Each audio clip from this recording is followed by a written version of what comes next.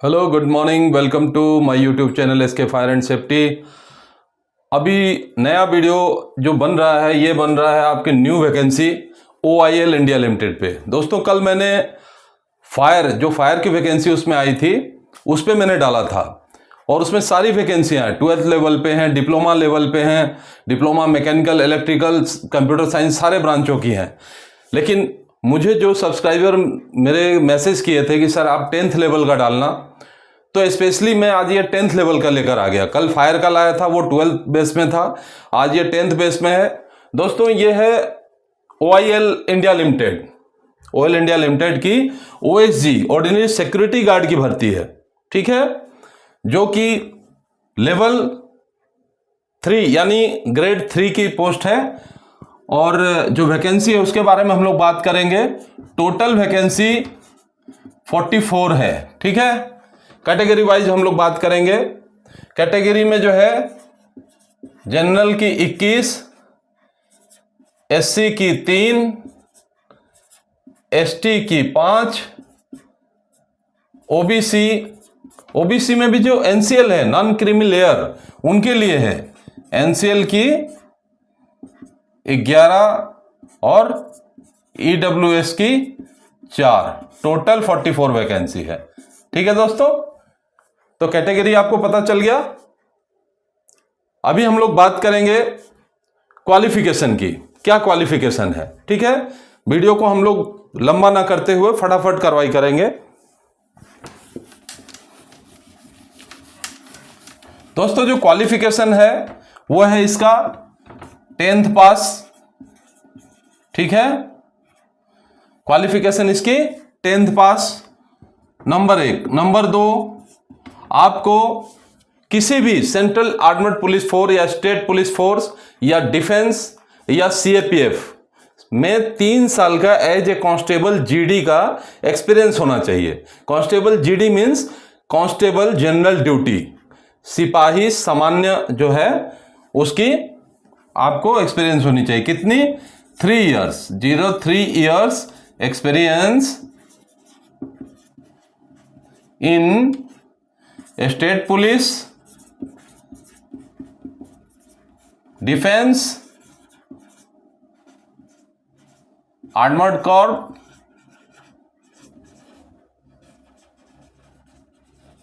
और CAPF।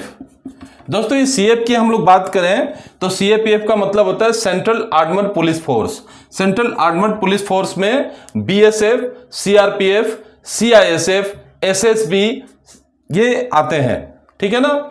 तो इन सब में आपका कितना? 3 साल का एक्सपीरियंस होना चाहिए। स्टेट पुलिस आप समझ गए। डिफेंस मींस अगर आर्मी, एयरफोर्स, नेवी में आपके 3 साल सर्विस कंटिन्यू हो चुकी है तो you are eligible for this post. और आर्मर्ड फोर्स हो गए कोस्ट गार्ड, है ना, और दूसरी जो भी पुलिस फोर्सेस या सिक्योरिटी फोर्सेस हैं उनमें। तो कुल मिलाकर आपकी 2 ही क्वालिफिकेशन मांगी गई है, 10th पास और 3 साल का एक्सपीरियंस। क्लियर?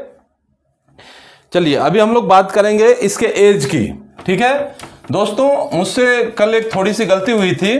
कल मैंने फायर का जो पोस्ट डाला था उसमें एज का डिटेल देना भूल गया, है ना। तो आज हम लोग क्वालिफिकेशन के बाद एज की बात कर लेते हैं। तो एज कितनी है?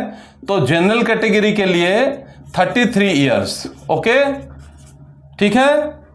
जनरल कैटेगरी के लिए 3 इयर्स, OBC के लिए 3 साल आप जोड़ लीजिए यानी कि 36 इयर्स, एंड ST SC के लिए 38 इयर्स, ठीक है दोस्तों। और ये जो एज क्राइटेरिया है जनरल प्लस EWS के लिए भी 33 इयर्स, ठीक है। और जो OIL के जो डिपार्टमेंटल कैंडिडेट्स हैं उनके लिए 50 इयर्स तक की छूट है। और जो एक्स सर्विसमैन है यानी कि x retiree person of the air force, army and navy, उनके लिए वही गवर्नमेंट ऑफ इंडिया का रूल जो है वही लागू हो रहा है।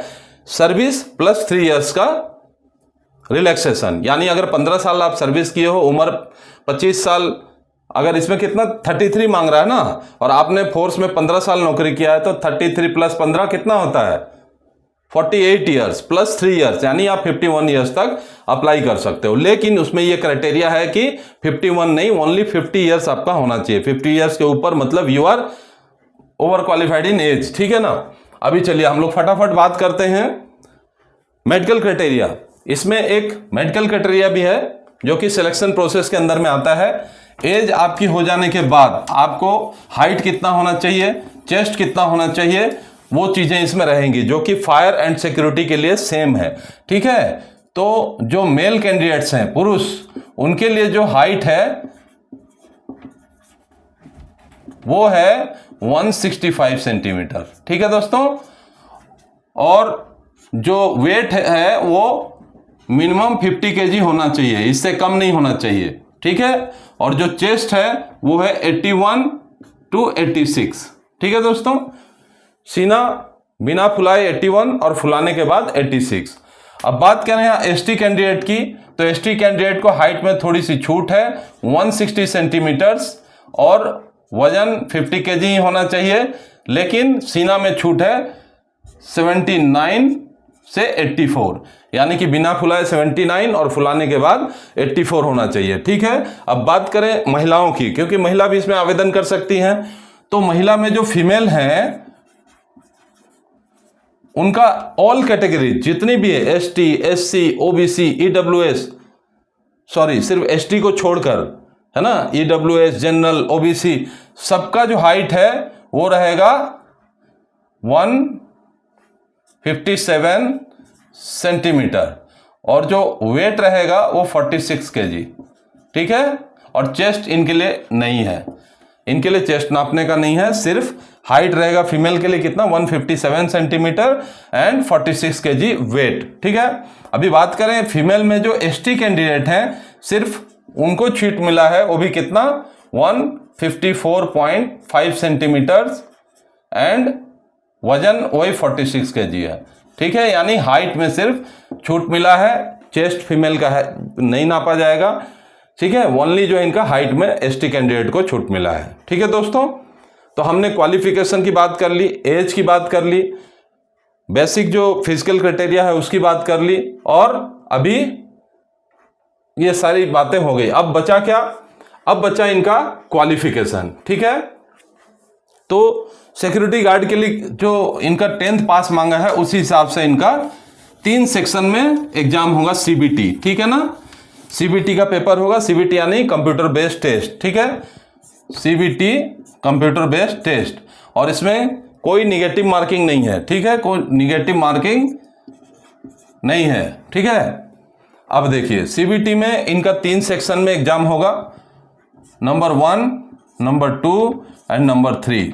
नंबर 1 में क्या रहेगा इनका, जनरल इंग्लिश, ठीक है, जनरल इंग्लिश, जीके में जनरल नॉलेज या अवेयरनेस, जो भी आप बोल लें, ठीक है, अवेयरनेस। एंड क्वेश्चन डिपार्टमेंट का क्वेश्चन रहेगा, ओआईएल के ऊपर क्वेश्चन रहेगा कि मतलब ओआईएल के कुछ क्वेश्चन, जैसे ओआईएल की स्थापना कब हुई थी, ओआईएल के ऑल इंडिया में कितने ब्रांच हैं, ओआईएल का पहला डायरेक्टर कौन था, ओआईएल का अंतिम डायरेक्टर कौन है, अभी प्रेजेंट डायरेक्टर कौन है, ये सब चीजें मतलब एग्जाम्पल के लिए मैं आपको बता रहा हूं। क्वेश्चंस ऑन ओआईएल, ठीक है, डिपार्टमेंट, ठीक है। अभी अपन बात करें सेक्शन 2 की, तो सेक्शन 2 में रहेगा रीजनिंग, अरिथमेटिक यानी कि मैथमेटिक,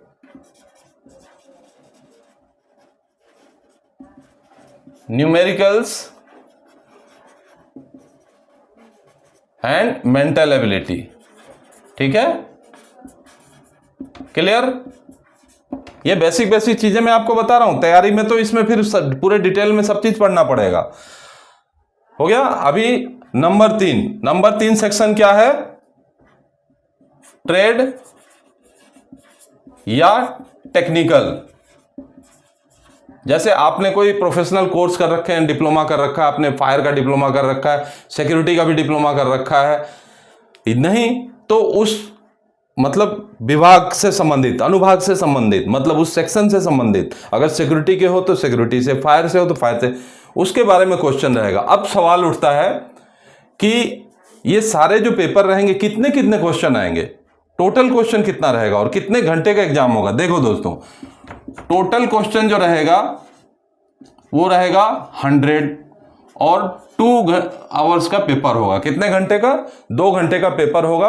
100 मार्क्स के पेपर होंगे, 1 मार्क्स के क्वेश्चन, और कोई निगेटिव मार्किंग नहीं है। बिंदास होके आप भगवान का नाम लेके तुक्का लगा के भी टिक टाक करते रहो, शायद 70 ठीक हो जाए और सिलेक्शन हो जाए। ठीक है ना? वो कहावत है ना, भगवान जब उठाना होगा तो कैसे भी आपको ऊपर उठा देंगे। वो उठाना मत समझ लेना दोस्तों, वैसा तो सोचना भी मत। मतलब निचले स्तर से ऊपरी स्तर तक, बेरोजगारी से रोजगारी तक। ठीक है, ठीक है। अभी हम लोग बात करेंगे, देखिए सेक्शन 1 जो है, सेक्शन 1 से 20% क्वेश्चन, यानी कि 100 में से 20 क्वेश्चन आएंगे general English, GK awareness and question on the OIL department. ठीक है। अभी नेक्स्ट रीजनिंग, मैथमेटिक्स या न्यूमेरिकल्स या मेंटल एबिलिटी से 20 क्वेश्चन। ठीक है, यानी कि 20%। बाकी ट्रेड और टेक्निकल से संबंधित 60% क्वेश्चन। ठीक है। अब ये सारे क्वेश्चन जो है 100% हो गए, ये 100 मार्क्स के। अब इसमें ध्यान देना दोस्तों, जनरल कैटेगरी को क्वालिफाई होने के लिए इस रिटन एग्जाम में 50% मार्क्स लाना जरूरी है। ठीक है, किसको? जनरल, ओबीसी एंड ईडब्ल्यूएस को। ठीक है, जनरल, ओबीसी एंड ईडब्ल्यूएस कितना परसेंट मार्क लाना जरूरी है? 50%। ओके।